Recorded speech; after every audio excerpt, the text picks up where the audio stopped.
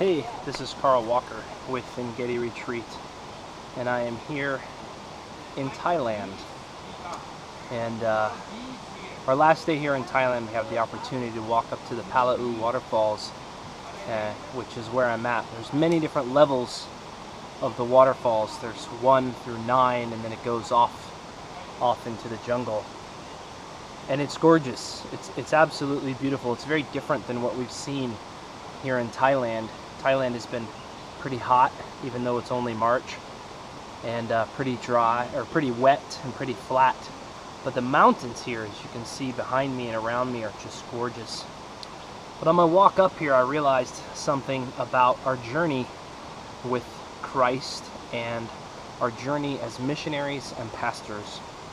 And that is, we have to know our own limits to the level of beauty we seek. Because every level of this river that has a waterfall gets more and more difficult to access as you go up higher. And I actually fell in the water at one of those levels. And we have to understand the signs that come across our paths in our journey in Christ and in our journey in the field of missionaries and as pastors. And so you get to the point here where it's obvious some have come, and they've come too far. They're out of not only their comfort zone, but they're out of their safety zone. It's not a good place for them to be. And those signs sometimes are just signs that you know from just walking. You can see around you that you're not in a good place, and that maybe you should stop and rest or even turn around. Other signs, like the one that I'm going to show you here, actually says no entry. Because if you go up that river, you will get to more beautiful waterfalls. From what I am told, levels 7, 8, and even 9. But if you go beyond that, you will go out of Thailand and you will go into Burma. And if you go into Burma and you get arrested or found, you could spend a long time in prison.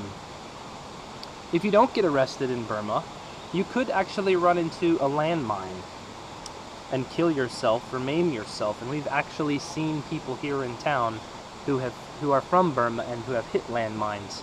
And now they are poor people, of course, on the street, and the church cares for them. So I guess I'm bringing this up because it's important for all of us as pastors and missionaries to understand limits and to understand the signs in our own walk.